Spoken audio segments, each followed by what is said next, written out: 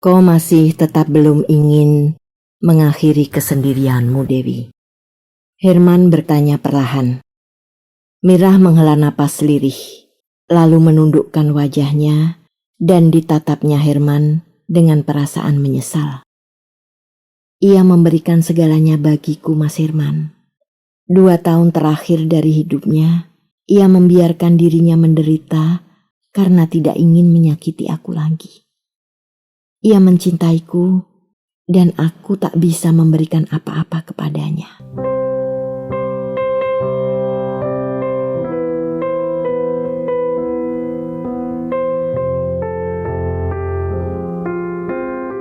Debu dan Mutiara, karya Tuti Nonka, narator Hanifah Abu Marzuki.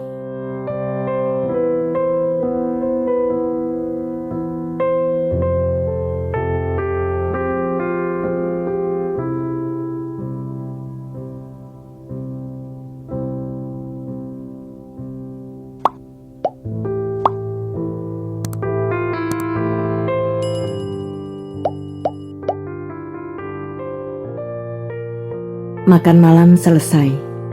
Mirah mengucapkan Gochi Susama. Terima kasih banyak untuk sajian yang lezat. Dan Natsuko membereskan meja. Mirah dan Masayoshi lalu berbicara tentang industri tekstil. Noriko dan Yukio mengundurkan diri, mengambil buku masing-masing dan sejenak kemudian sudah tenggelam dalam bacaan. Anak-anak Jepang sejak kecil sudah dilatih membaca. Di mana-mana akan terlihat orang membaca buku sementara menunggu waktu. Kalau tidak, mereka akan berlatih menulis huruf kanji yang terdiri atas 60.000 macam. Orang sudah dianggap cukup pandai bila menguasai 3.000 sampai 4.000 macam saja. Anak-anak sekolah menulis huruf yang lebih mudah, hiragana dan katakana, yang hanya terdiri atas 47 silabes. Anda dulu kuliah di fakultas apa, Dewi-san? Natsuko yang sudah duduk dan ikut mendengarkan percakapan Mirah dan Masayoshi bertanya. Mirah tersenyum. Saya tidak pernah kuliah, Natsuko-san. Saya cuma tamat sekolah dasar, elementary school. Jawabnya dengan rendah hati. Tetapi Anda begitu pandai. Natsuko berseru dengan tercengang. Rusli-san mendidik saya selama 7 tahun. Mirah menjawab perlahan dan diam-diam menelan ludah untuk menekan kesedihan yang tiba-tiba kembali merayapi hatinya. Natsuko menatap Mirah tanpa menyembunyikan kekagumannya. Banyakkah wanita seperti Anda di Indonesia, Dewi-san? Saya tidak begitu tahu, Natsuko-san. Mungkin banyak juga. Mirah berpikir, berapakah wanita yang memiliki jalan hidup seperti dirinya? Penuh luka dan air mata, tetapi juga berlimpah keberuntungan harta dan kesempatan mengenal dunia. Esoknya, Masayoshi membawa Mirah ke pabriknya yang besar di pusat kota Osaka. Mirah melihat-lihat mesin blowing dan scratching, mesin carding, mesin combing, roving, twister, dan semua mesin-mesin yang dibutuhkan dalam pembuatan kain. Masayoshi tidak melebih-lebihkan ketika mengatakan mesin-mesinnya baru dan modern. Sejenak Mirah tergugu, membayangkan betapa senangnya Rusli bila pabrik mereka memiliki mesin-mesin semacam itu. Mas Rusli. Mirah tinggal di rumah Masayoshi sampai tanggal 16 November. Pada hari itu, Natsuko meminjamkan kimono, obi, tabi, serta zorinya dan membantu Mirah memakai semua pakaian adat itu. Ia sendiri Masayoshi dan kedua anak mereka mengenakan pakaian yang sama. Lalu dengan mobil mereka pergi ke kuil untuk berdoa. Di mana-mana Mirah melihat wanita Jepang hilir mudik dengan kimononya yang berwarna-warni. Begitu indah dan semarak, seperti bunga-bunga bertebaran. Kesibukan cara hidup orang Jepang yang tak pernah berhenti sepanjang hari membuat Mirah teringat pada pabrik yang ditinggalkannya. Rindu untuk bekerja kembali. Tanggal 17 November, ia minta diri dari keluarga Masayoshi dengan penuh rasa terima kasih dan haru atas keramahan tulus yang diberikan kepadanya selama 5 hari tinggal dalam keluarga itu. Dipeluknya Natsuko dengan air mata berlinang, diciumnya pipi Noriko dan Yukio, dan dibungkukkannya tubuhnya dalam-dalam kepada Masayoshi.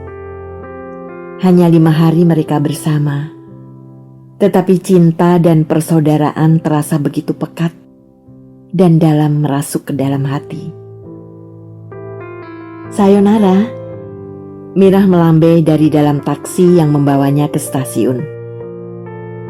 Mata doso, jawab Natsuko, Masayoshi, Noriko dan Yukio di pintu kebun rumah mereka yang indah.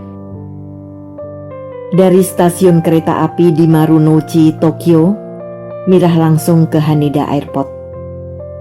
Selamat tinggal Osaka. Selamat tinggal Tokyo. Selamat tinggal negeri yang indah.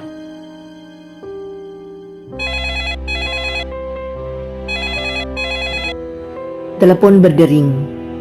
Mirah meletakkan pulpennya dan mengangkat gagang telepon. Halo Dewi, ku dengar kau baru saja kembali. Bagaimana? Kau bawakan apa untukku?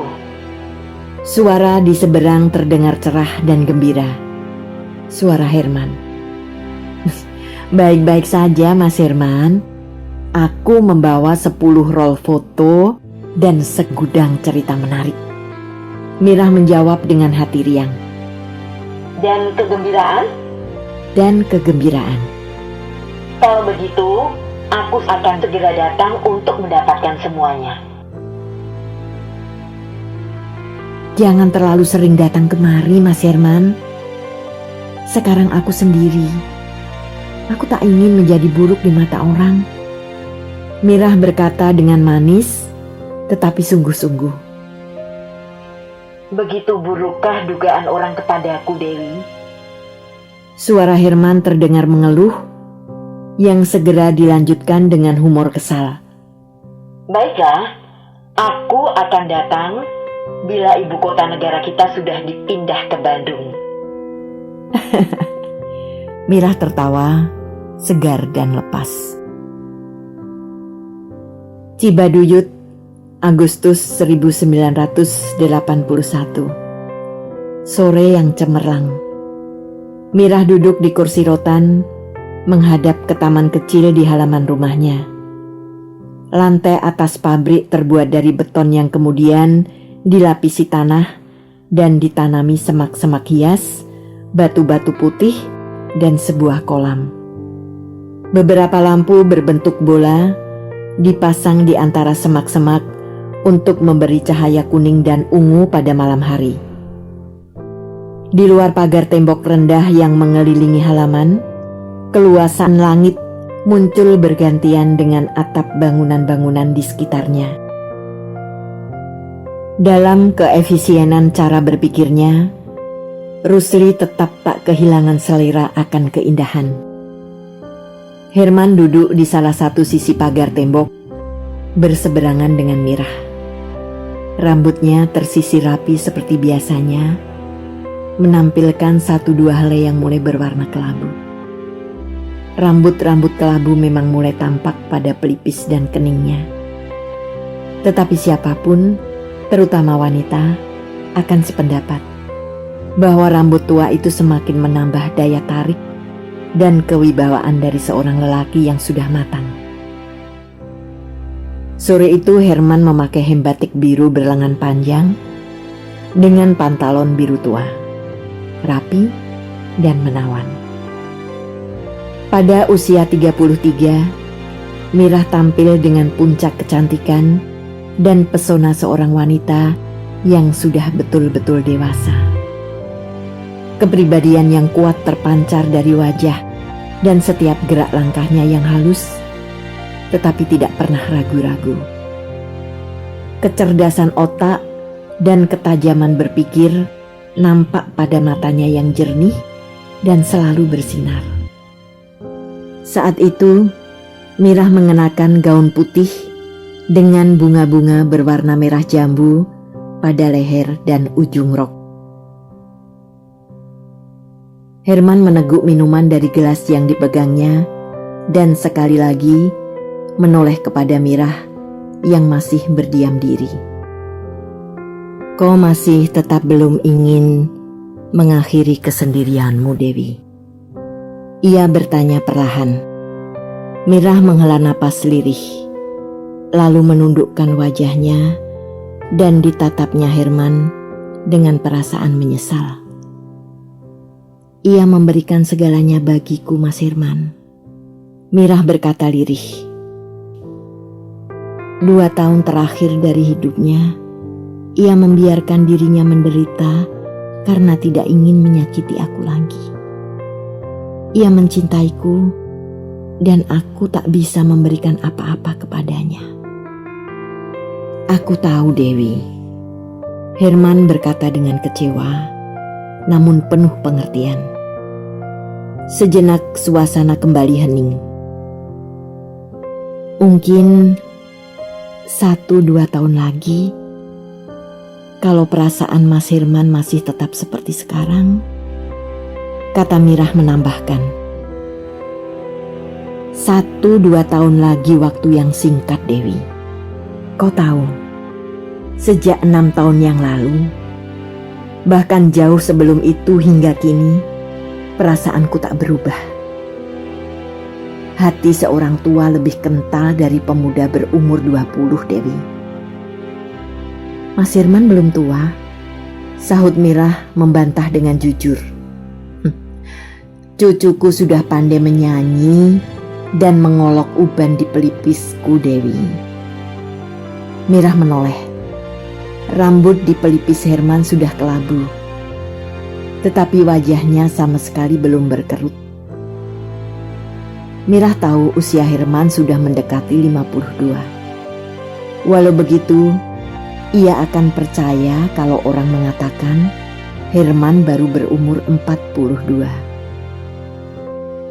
Aku juga sudah tua. Akhirnya Mirah menimpali. Kita memang sudah tua dan akan semakin bertambah tua. Anak-anak sibuk dengan keluarganya sendiri dan kita tinggal sendirian. Mereka baru ingat bila kita sakit atau hari lebaran. Anak-anak sibuk dengan keluarganya sendiri. Mirah mengulang dalam hati. Ia tidak punya anak. Tidak punya siapa-siapa. Mendadak Mirah merasa sunyi dan sedih. 4 tahun sudah ia hidup sendirian. 4 tahun ia menghabiskan umur dan pikirannya hanya untuk pabrik. Pabrik satu-satunya warisan Rusli yang menjadi seluruh hidup dan napasnya.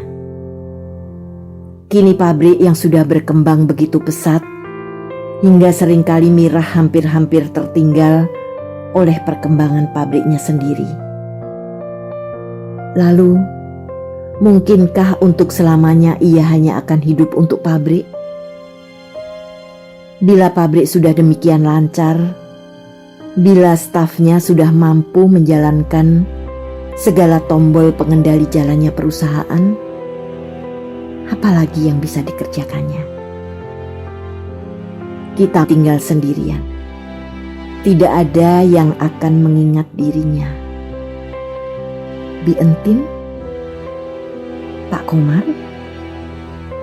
Arifin, Eis, atau pegawai-pegawai perusahaan yang lain? Seberapa jauh mereka akan mengingat dirinya? Tidak adakah keluarga yang akan menemaninya dengan sepenuh hati, yang akan menghibur dengan mempertaruhkan kegembiraan mereka sendiri? Umurku 33. Mirah berpikir, masih panjang jalan yang harus ditempuhnya sebelum sampai ke saat akhir. Ia tahu, ia tidak akan dapat selamanya berjalan sendiri. Suatu saat, ia akan membutuhkan seorang kawan. Kawan yang dapat menemaninya setiap saat, yang dapat membagi duka dan suka dengan sepenuh jiwa, yang dapat memberi dan menerima tanpa pernah menghitung. Dan ia menginginkan anak.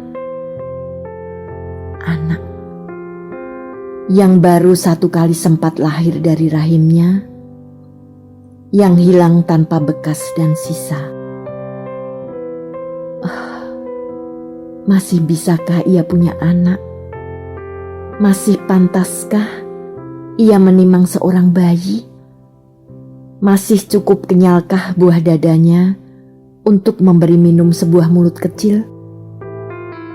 Dan pria mana lagikah yang lebih baik dari Herman, yang lebih teruji kesetiaan cintanya, yang lebih tulus rasa kekawanannya, yang lebih terhormat dan dihargai orang, yang lebih matang dan berwibawa, yang lebih gagah dan menawan?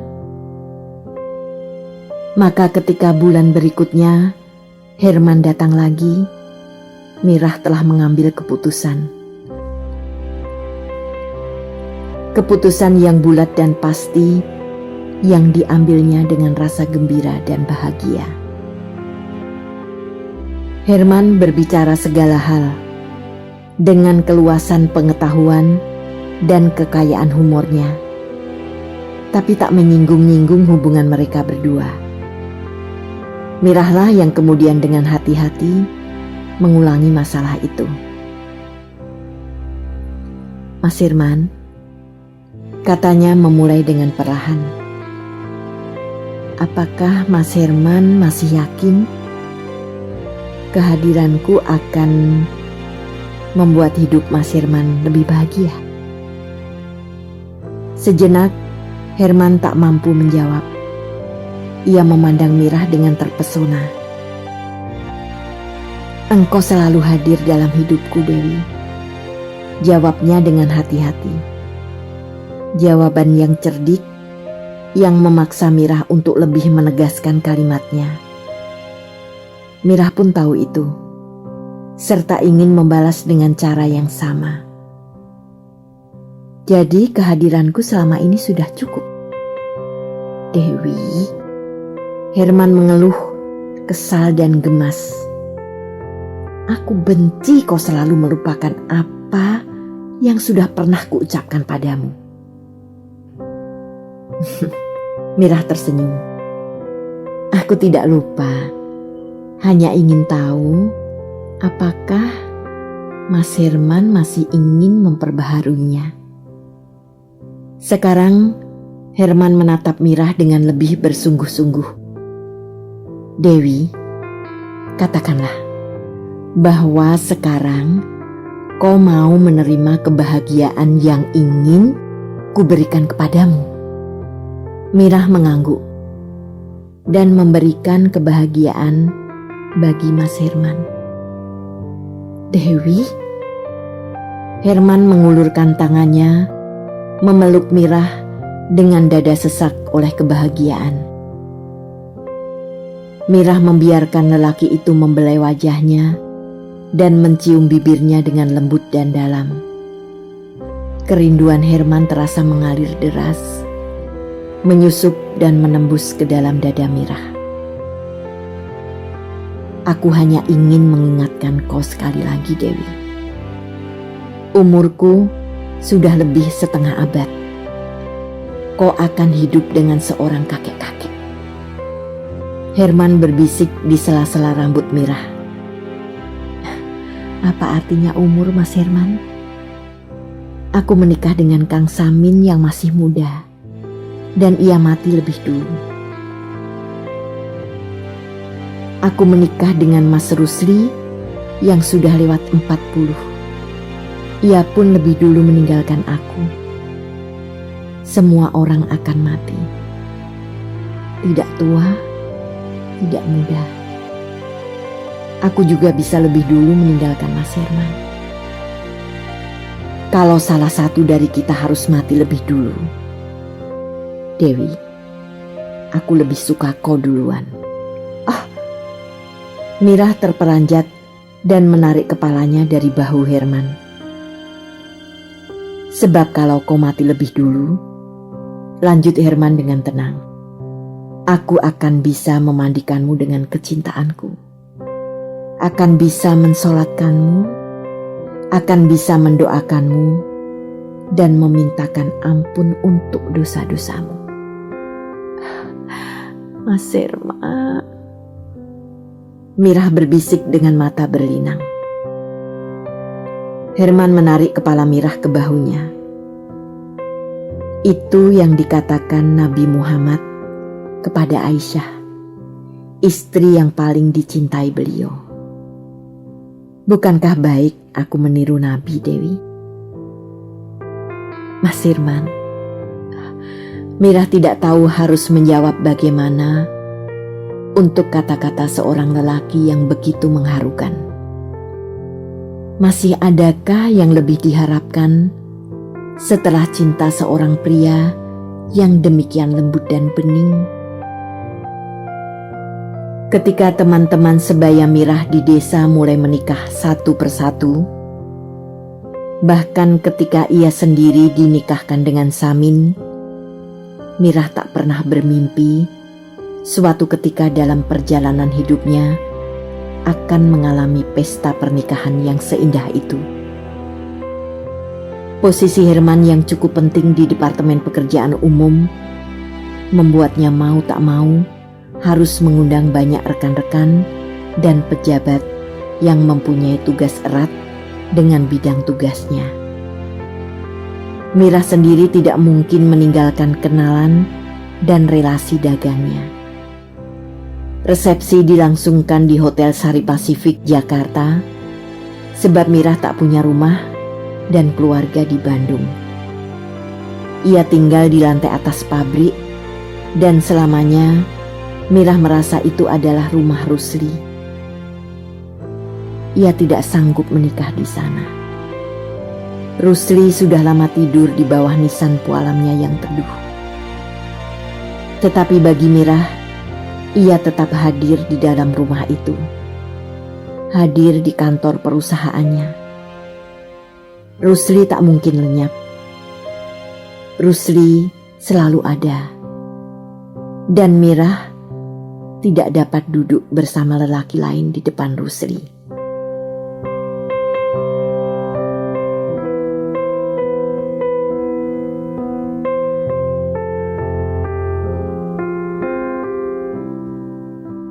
Terima kasih telah menikmati cerita ini. Tuliskan saran atau komentar di bawah untuk memperbaiki channel ini. Jangan lupa tekan tombol subscribe, like, and share.